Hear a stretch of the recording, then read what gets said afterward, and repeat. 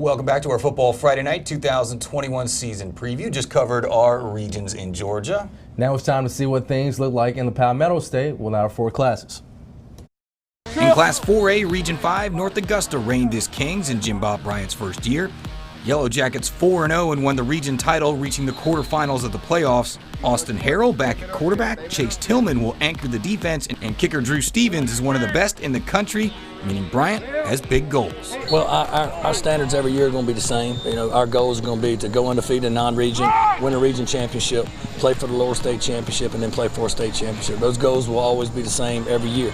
Whether we get there or not, that's going to depend on a lot of things, a lot of variables. How well our kids play. You know, got to have a little bit of luck in this COVID season to make sure that we get all of our players through every game, as well as trying to keep all of our starters on the field. They'll be challenged by the South Aiken Thoroughbreds. Among the stable of starters lost to graduation includes quarterback E.J. Hickson, but Chris Hamilton's program has steadily been growing in his 7 years. This year's group, I'm glad we had this summer with them because we're still pretty young considering we played a bunch of sophomores last year. We're going to have a lot of juniors playing this year.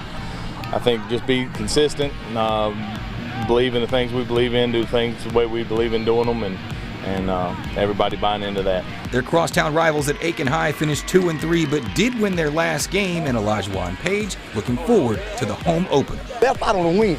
Okay, we left out on the win, and that was just helping us build confidence moving forward into the off season. You know what I'm saying? So, like I said, this is going to be definitely a test for us.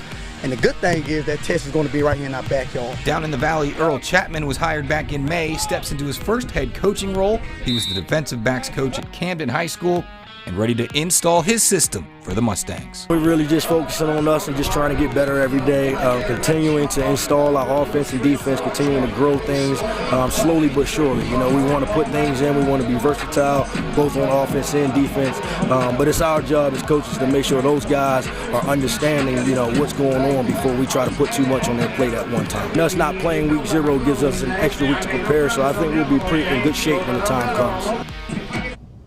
Here's a look at their opening matchups. Aiken High, you heard about the home opener from Elijah Page taking on Lower Richland. Week 2 for Strom Thurmond. They'll be down in the Valley in Game Night Live. We've mentioned North Augusta Lakeside, and a big one for South Aiken and Silver Bluff.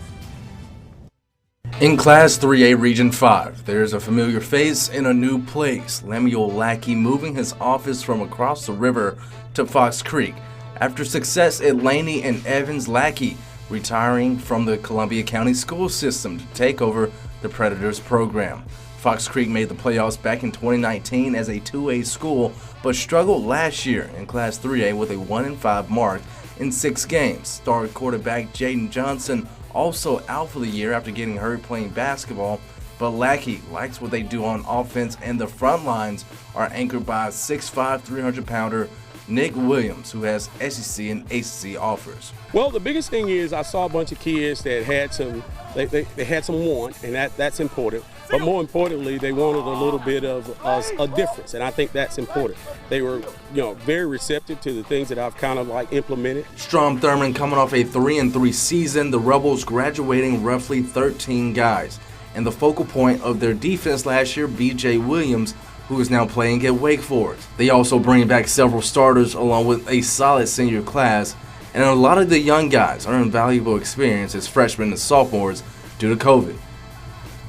We returned a lot from last year because a lot of those guys had to play, and I just feel like, you know, last year for them they went through just being young and inexperienced, but now just with that game experience plus the work, the physical work that they put in, I just feel like it's an ingredient for a successful year if we can get it in.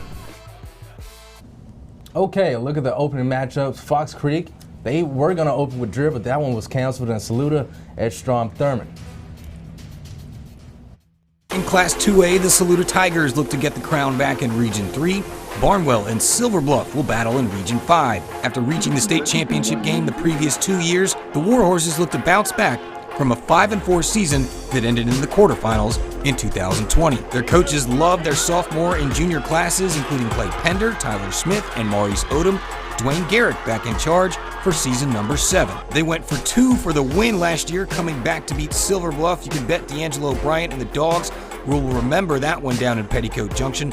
They went 4-2, 2-2 in region play, just missing out on the playoffs. 2018, the last time they reached the postseason, but Bryant likes the mix of youth and experience he has with his team. You got to first start off with our senior class. Pretty big senior class. We're looking at almost 16, 17 some guys, and out of those guys, we're looking at about probably 11 of those guys who've played since their sophomore year. So they've kind of taken their lump. So I would say that this senior class is the experienced group out of it. You're talking about our sophomores. Our sophomore class is definitely talented. The talent is there. And a look at those matchups, some of the ones we've pretty much already seen. I mentioned Fox Creek, their week 1 matchup against Dreher has been canceled, so they'll host Augusta Christian and Silver Bluff at South Macon. In Class 1A, McCormick finished 5-2 in region play, and they returned Akian Durant, their best playmaker, who will be a rising junior. Now, Region 3 features 6 of our area teams. Blackville Hilda won the region a year ago with a perfect 6-0 record, 8-1 on the year, and their only loss coming in the second round of the playoffs to Southside Christian. They're losing Adonis Davis, the best weapon in the backfield for them, but they returned 3 of the top wide receivers in Tamari Daniels, Raekwon Odom, and DeJuan Bates. A lot of teams also look to groom young talent. Wagner Sally finished second in region action with a 6-2 finish. They also lose All-CSRA Co-Defensive Player of the Year, Elijah Davis. Wilson Elko was third, finished at 4-5 with a 4-2 record in region play. Hunter Tyler Kennard finished 4-3, while Rich Spring Moneta was 2-6 after falling short of the state title back in 2019, while Denmark Olar finished 1-7, winning their last game of the season. In Region 6, Allendale Fairfax finished at 5-1, while Bamberg Earhart finished second at 2-1 in the region, even though they defeated the Tigers 42-0. Now, it's safe to say in Class 1A this year, it's anybody's ball game.